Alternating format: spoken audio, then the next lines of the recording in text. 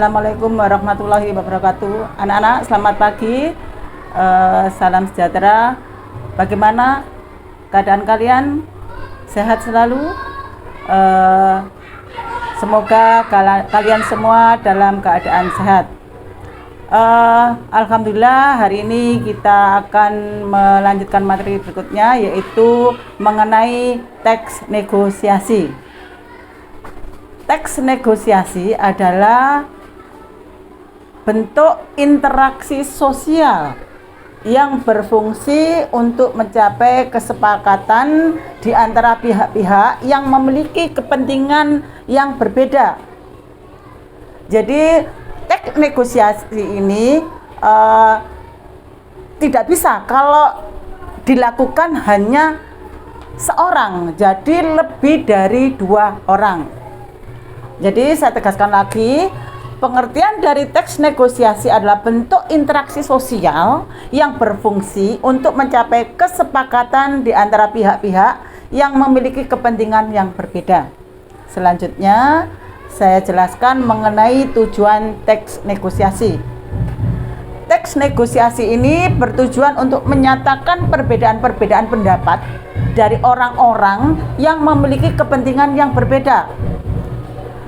Kedua, untuk mendapatkan atau mencapai kata kesepakatan dalam kesamaan persepsi, saling pengertian dan persetujuan. Jadi di antara pihak-pihak itu pasti mempunyai perbedaan pendapat. Nah, dari perbedaan-perbedaan itu di sini nanti akan dicapai suatu kesepakatan. Selanjutnya mengenai struktur dari negosiasi. Struktur negosiasi diantaranya adalah 1. Orientasi.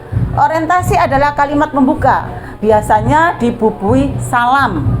Fungsinya memulai negosiasi. Jadi setiap apapun pasti kita kan misalkan berpidato atau apa, pasti akan diawali dengan kata salam.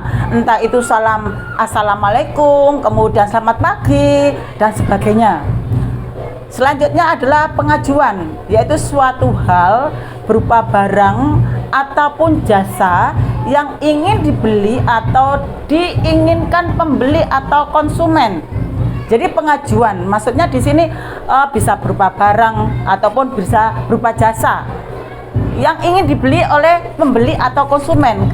Sama dengan kalian, kalau kalian ingin membeli sesuatu atau misalkan mengenai suatu jasa, pasti akan mengajukan pengajuan. Selanjutnya adalah penawaran. Penawaran ini adalah puncaknya negosiasi, terjadi tawar-menawar. Sama halnya kalau kamu membeli sesuatu di toko atau di pasar, ya, kalau misalkan di situ tidak harga pas, pasti kamu akan menawar barang yang akan kamu beli. Lah, sama di sini juga puncak dari negosiasi adalah penawaran. Kemudian lanjutnya, setelah penawaran pasti ada namanya persetujuan. Keputusan antara dua belah pihak untuk penawaran yang sudah dilakukan. Jadi kalau tawar-menawar ini sudah berlangsung, kemudian ada kesepakatan, misalkan sama dengan kalau kamu mau membeli sesuatu, kamu tawar, kemudian ada persetujuan, berapa harga yang ditetapkan. Nah, sama dengan ini persetujuan adalah keputusan antara dua belah pihak untuk penawaran yang sudah dilakukan.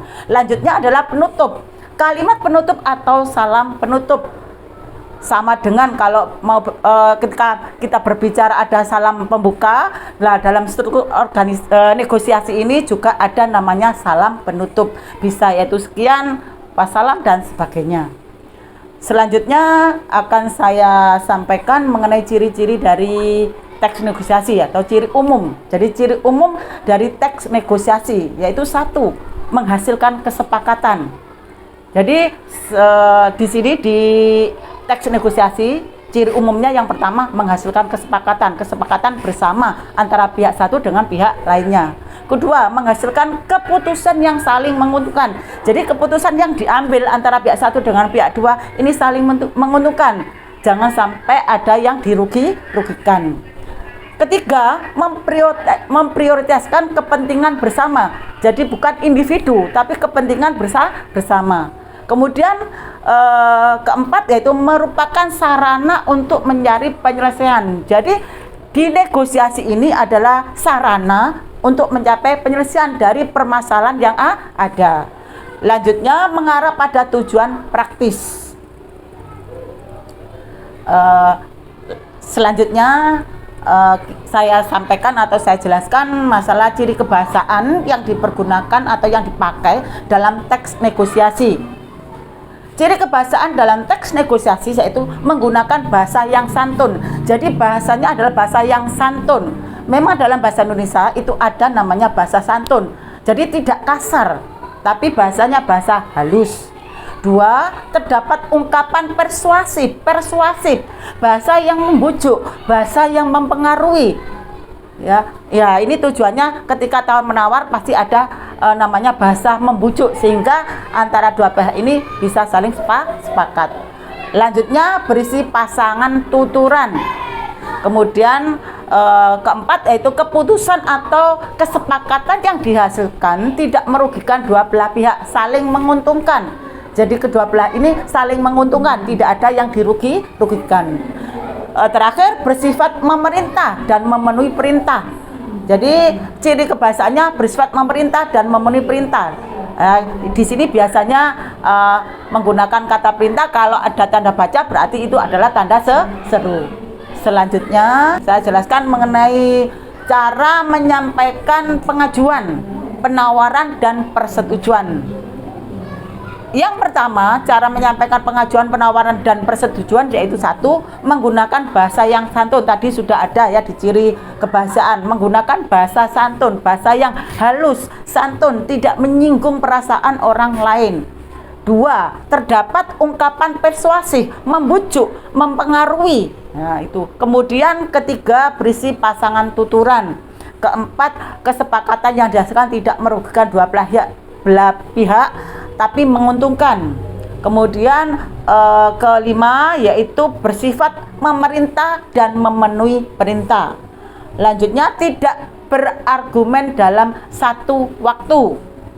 Kemudian didasari argumen yang kuat disertai fakta. Jadi argumen yang diungkapkan ini harus disertai fakta sehingga apa yang disampaikan itu meyakinkan. Kemudian selanjutnya minta alasan dari pihak mitra negosiasi mengapa ya atau tidak jawaban yang disampaikan oleh pihak lain. Jangan menyela argumen. Jadi ketika ada orang berbicara, ketika orang memberi alasan, ketika orang berpendapat, jangan sampai ada yang menyela. Selanjutnya syaratnya kedua belah pihak sama-sama menyetujui.